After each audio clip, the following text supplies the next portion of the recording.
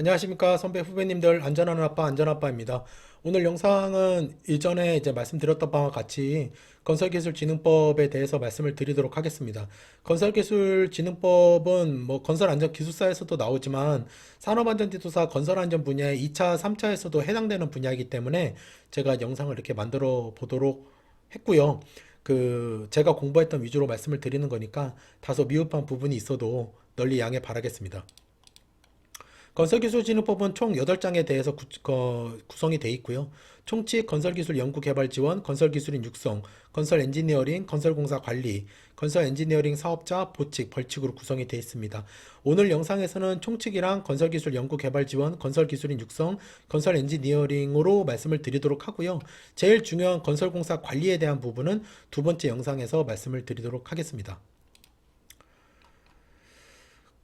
산업안전보건법 3단 강의로 말씀드렸던 것과 같이 건설기술진흥법도 법, 시행령, 시행규칙으로 3단으로 말씀을 드리도록 하겠습니다. 건설기술진흥법의 목적은 건설기술의 연구개발을 촉진해서 건설기술 수준을 향상시키고 산업을 진흥해서 품질을 높이고 안전을 확보한 다음에 공공복리에 증진해서 국민경제 발전에 이바지하는 게 목적입니다. 상당히 거창하게 목적이 법에 명시가 돼 있죠. 그리고 이제 건설기술이라 하면 우리 산업안전보건법의 근로자 안전에 대해서 정하고 있는 사항은 제외한다라고 나와 있습니다. 상식적으로 알아주셨으면 하는 사항이고, 건설기술이라 하면 이제 건설기술진흥법에서 건설기술이라 하면 건설공사에 관한 계획 조사, 그리고 시설물 운영 검사 안전점검 정밀안전 진단 유지관리 보수 보강 철거, 그다음에 건설공사에 대한 물자 구매 조달, 건설 장비의 시운전, 건설 사업 관리가 건설 기술이라는 거죠. 그리고 여기서 이제 대통령으로 정하는 사항, 이제 그 밖의 사항에서는 건설 기술에 대한 타당성 검토, 정보통신 체계를 위한 건설 기술, 건설공사의 견적까지가 이 건설 기술에 포함이 되는 내용이라는 거고요. 발주청의 범위가 나와 있는데요. 발주청은 2차, 3차를 이제 산업안전지도사 건설안전을 하실 때 발주청에 대한 내용을 기본적으로 인지를 하시고 이제 2차, 3차 공부를 하셔야 됩니다. 왜냐면 발주청에 대한 내용들이 분명히 나오기 때문에 발주청이 무엇을 뜻하는지를 알고 계셔야 되거든요. 그래서 발주청은 이제 국가 및 지방자치단체 출연기관, 공기업 준정부기관, 그리고 국가 지방자치단체가 법령에 따라 시설물의 사업자, 관리해야 되는 시설물의 사업 시행자죠. 그리고 공유수면 매립 면허를 받은 자, 사회기반시설 민간투자법에 따른 사업 시행을 위탁받은 자, 전기사업법에 따른 발전사업자, 신한만 건설 사업 시행자가 우리 법에서 말하는 발주청이라는 거죠.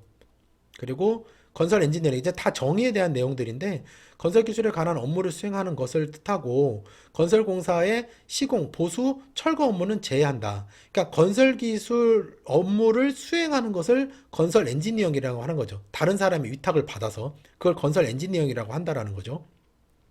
무슨 뭐 다른 어떤 의미가 아니라. 그리고 이제 감리라 하면은, 감리라는 말은 이제 우리 현업에 계시는 분들은 너무 잘 아시겠지만 또 이 영상을 보시는 분들이 현업에 계시는 분이 아니라고 하면은, 아니시라도 감리라는 말을 자주 들으셨을 겁니다. 그래서 감리라 하면은 이제 법에서 나와 있는 정의는 건설공사가 관계 법령이나 기준, 설계도서 그 밖의 서류 등에 따라 적정하게 시행할 수 있도록 관리하거나 시공관리, 품질관리, 안전관리에 따라서 기술 지도를 하는 사업 관리 업무를 말한다. 이렇게 나와 있다는 거죠. 시공관리, 품질관리, 안전관리를 기술 지도하는 사업 관리의 업무를 말한다는 거죠. 이 감리가 되게 사실 중요합니다. 예. 그리고 이제 여기 나와 있고 요 내용을 보시면 되고요. 그 다음에 이제 중요한 부분입니다. 건설사고의 범위. 건설기술진흥법에서 건설사고의 범위를 아셔야 돼요. 산업안전보건법이나 중대재해처벌법이랑 같이 돼서 비교돼서 항상 문제가 나올 수 있기 때문에 아셔야 됩니다. 사망 또는 3일 이상의 휴업, 그럼 3일차가 포함인 거죠. 사망 또는 3일 이상의 휴업이 필요한 부상의 인명피해, 1,000만 원 이상의 재산피해가 건설사고의 범위입니다. 어디 법에서? 건설기술진흥법에서. 건설사고란 건설공사를 시행하면서 대통령이 정하는 규모 이상의 인명피해나 재산피해를 말하고, 집안조사는 지질조사 및 집안상태, 토질 등에 대한 정보를 목적으로 수행하는 일련의 행위를 말하는 겁니다. 이렇게 보시면 되겠고요. 건설기술지원계획은 요 내용을 한번 보시면 되겠습니다. 아시겠지만 건설기술진흥법도 법제처에 가시면은 바로 다운도 가능하시고 바로 보실 수가 있으세요. 예, 이거를 뭐 이거 지금 책으로도 파는 데가 있던데 책을 사서 보실 필요는 없을 거고요. 그냥 중요 부분만 프린트해서 보시면 되지 않을까 싶습니다. 그래서 이거 한번 읽어보시면 되겠고요. 그 다음에 쭉 내려서 제가 건설기술진흥법에서는 명확하게 말씀을 드리는데 빨간색 칠하지 않은 데는 아예 안 보셔도 됩니다. 1장이 벌써 끝났고요. 2장에 이제 건설기술 연구개발 지원이 나와 있는데 이것도 그냥 다 넘어가시고 쭉 넘어가셔서 스마트 건설 지원센터, 스마트 건설 지원센터라는 게 나왔는데 스마트 건설에 대한 내용들은 제가 봤을 때 3차에서 면접으로 나올 확률이 큰데요.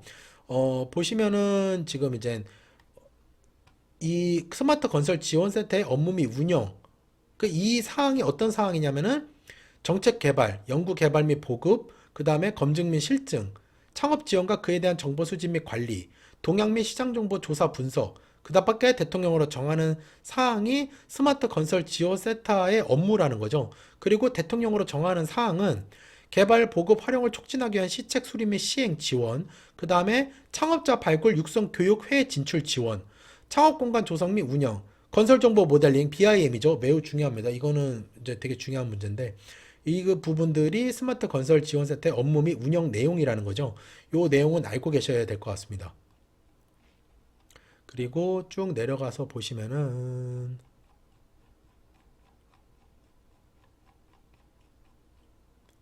건설공사 지원 통합정보체계 구축이라고 나와 있는데 어떤 내용인지 한 번쯤 읽어보시면 되겠습니다.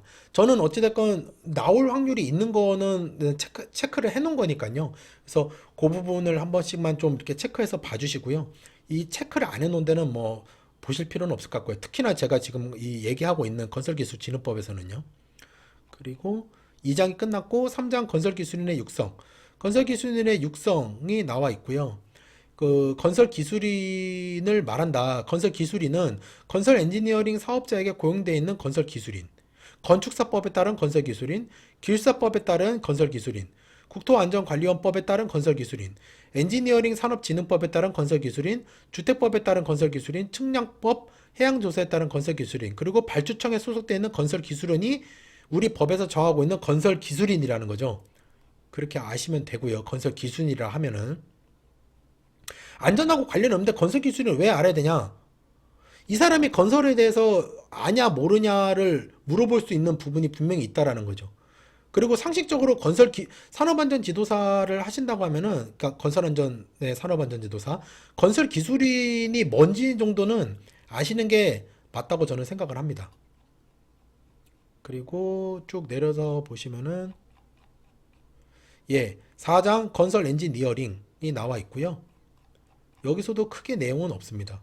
그래서 쭉쭉 넘어가도록 하겠습니다. 그러니까 프린트를 사실 건설공사 관리 부분에 아까 이제 5장인데요. 거기만 사실 프린트해서 보셔도 제가 봤을 때는 무방해요.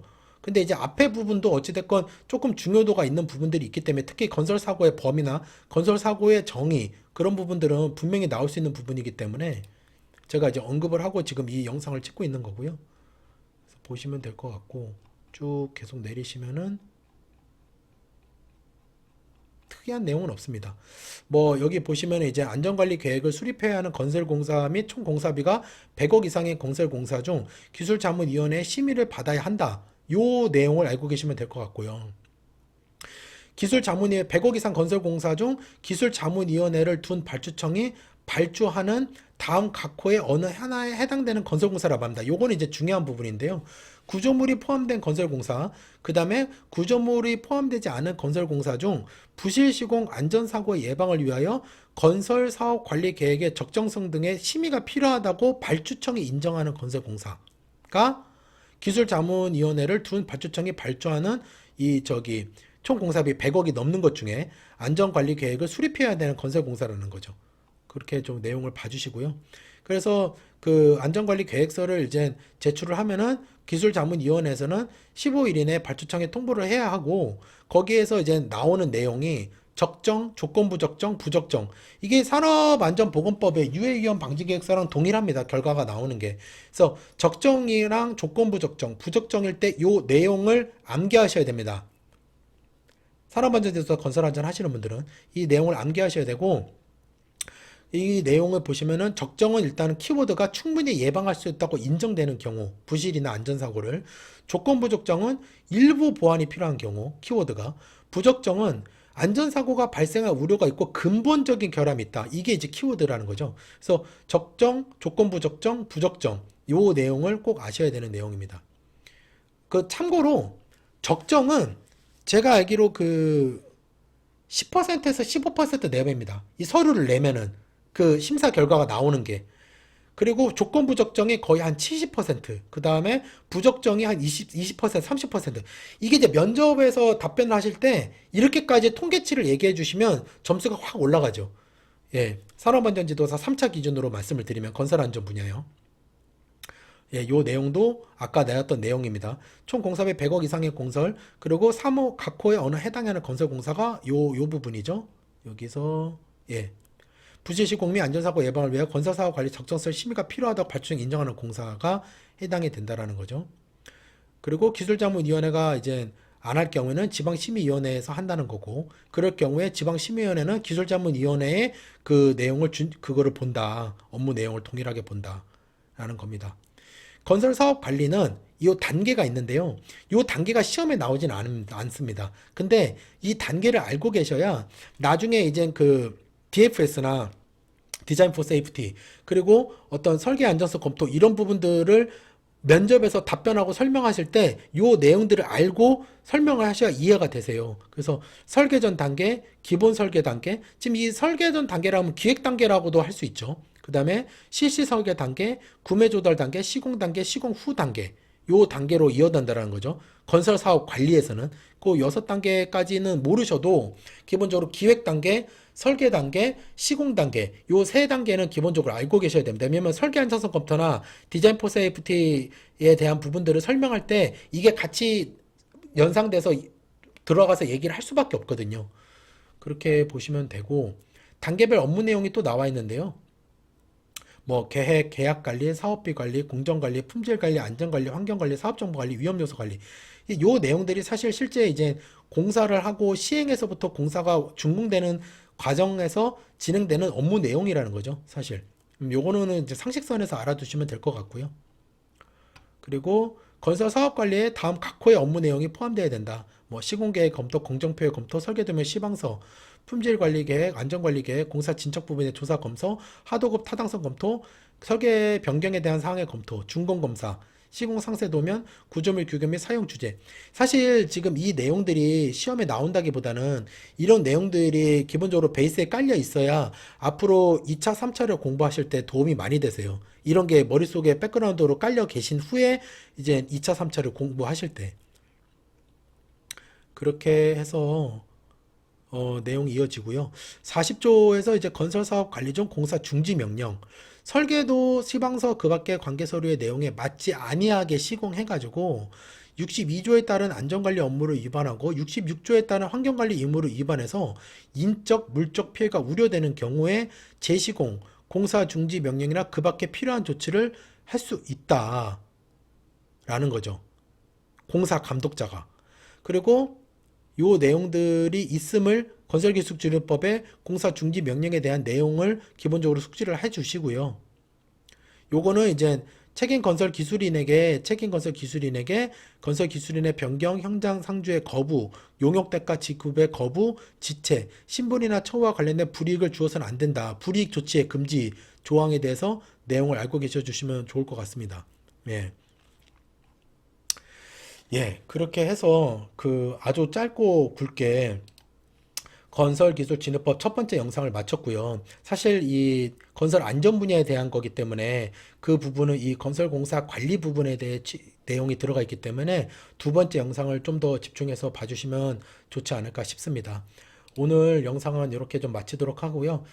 이번 영상도 시청해 주셔서 감사합니다. 열심히 하겠습니다.